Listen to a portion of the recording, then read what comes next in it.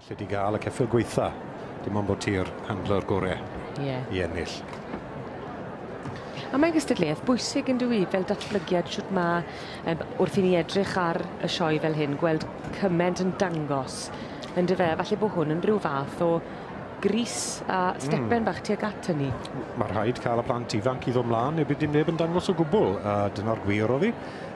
Ond i fi, beth sy'n bwysig wrth cynnig y dosbarthu hyn yw bod y plantyn yn cael ei dysgu fel i wneud y gwaith yn iawn.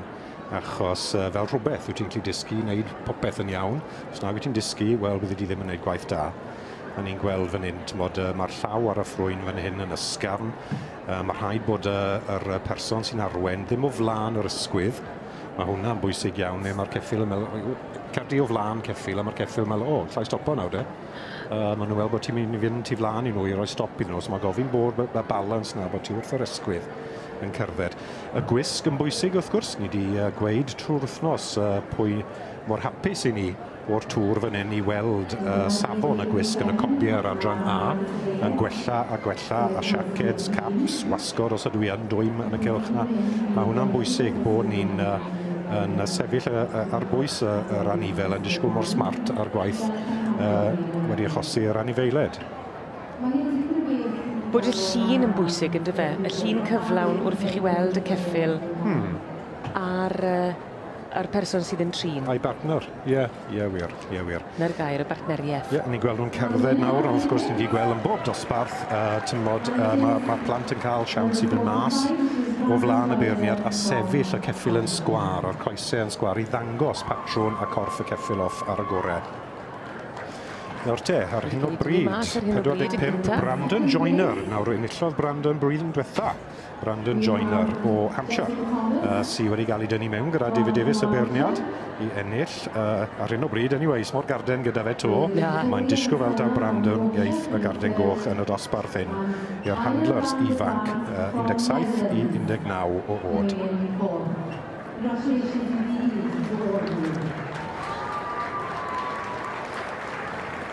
Wel, mae'r het i ffwrdd sy'n golygu bod nhw'n mynd i aros yn y safle yn y Rob, a maen nhw wedi penderfynu. Geiff e aros fi'n siŵr, neu gwaith taclus dros ben.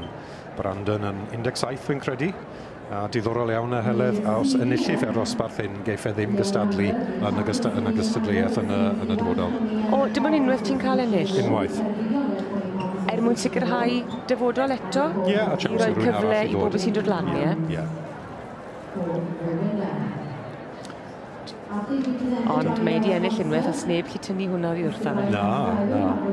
A mae fe'n dipyn o deitl i gario, ti'n meddwl bod ti'r handler gorau ifanc yn y sioe frenhinol.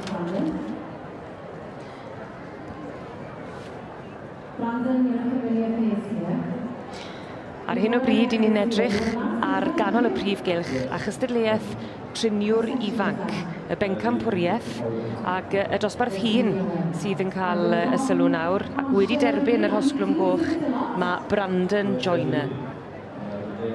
Rhwng 17 ac 19 oed oedd y dosbarth yma. Fe welon ni Miss Chloe Evans o Geredigion yn ennill y dosbarth cyn hynny 40 i 15 oed. Ond y rai hun fan hyn rhwng 25 ac 19 mlwydd oed. Brandon Joyner yn dod i'r brig.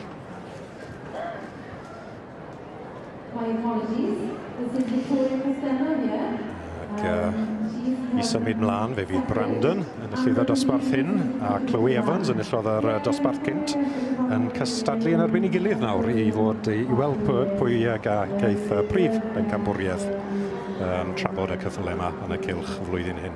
Felly mae Chloe mynd yn erbyn Brandon? Byddwn. Pencampwr y pencampwyr? Ie, y gorau o'r gorau. A'i Brandon yn illodd y darn yma tro dwetha hefyd? Ie. Tipyn bach o waith gyda Chloe, ie. A fe ewn ymlaen nawr yn ddian.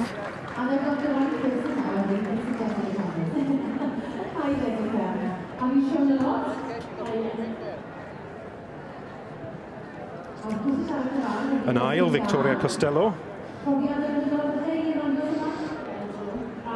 Adran C, wy'n credu. Mae Brandon yn arwen a dyma hi, Victoria Costello, yn air. yn ail. Mor agos o mor bell, ond gallu ddod digon hapus ar safon a bod yn sefyll yn ail. Drws nesaf i Brandon Joyner o'r brif bencampwr blwyddyn diwetha. Hwn i a eithaf ymlaen i gystadlu nawr yn erbyn enillydd y dosbarth cynt i gadw i goron. Ac i ellu trin Ceffyl o dan yr amgylchiadau yma, mae'n dipyn o gamp hefyd yn dwi. Mae'r dipyn o gamp odi. I fod yn deg i'r gymdeithas, maen nhw wedi cadw'r y cylch yn wag yn i fod yn saff. Ond dwi'n credu wrth golwg trafod y cyffylau hyn byddai'r plant ifanc hyn yn digon hapus i gystadlu yn unrhyw gylch a unrhyw ddosbarth. Lle o'n blaenau ni ar hyn o bryd, ych chi'n gweld Brandon Joyner. I fe,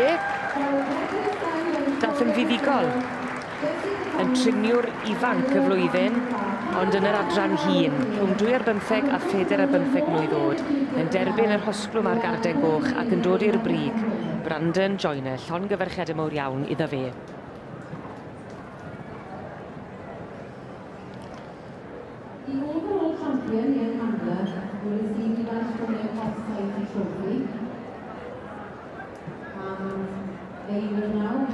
Fe fydd, ta pwy fydd yn ennill, neu lle Chloe Evans, neu Brandon Joyner, yr ifanca, neu'r un hun, y gorau o'r gorau te. Mi fydd un o'r rhain yn derbyn plws y Gymdeithas Gymraeg.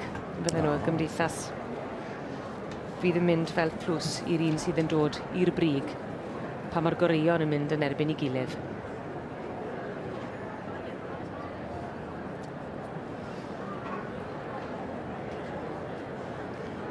Bach o drefnu mewn mlaen yma. Ni'n gweld Chloe yn cael gofyn cerdded mas.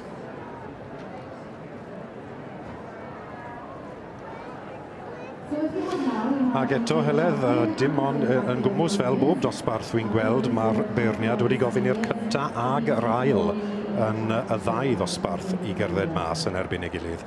Gall fod bod David Davies yn ffafro yr cynta a'r ail mewn un dosbarth nag y cynta yn yr ail dosbarth. Brandon Joyner.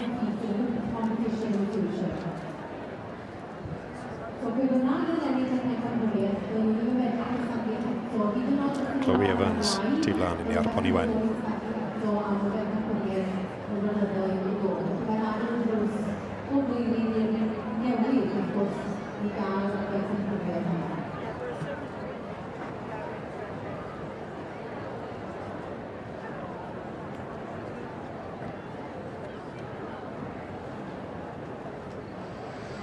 O fel nes ti sôn, Rob, te pwy fydd yn ennill hwn, fydden nhw ddim yn cael cystadlu yn y gystadleuaeth yma yn y dyfodol. Ia. Wel, mae wedi bod yn fore cyffroes iawn yma ar y fore di Mercher yn y sioe, chwarter wedi 1 yn awr. Mae'r cystadlu Cymraeg wedi gorffen am nawr, ond fe fyddwn ni yn cael ei gwyl tan tua chwarter wedi 2. Ac mae yna gryn edrych ymlaen i'r dosbarth y meirch hun, lle fyddwn ni'n gweld y cylch cyfan yn lwyfan i'r meirch arbennig yma. Ac yna, wrth gwrs, y goreion o'r gorau y myd y cobiau nes ymlaen. Welwn i chi bryd hynny.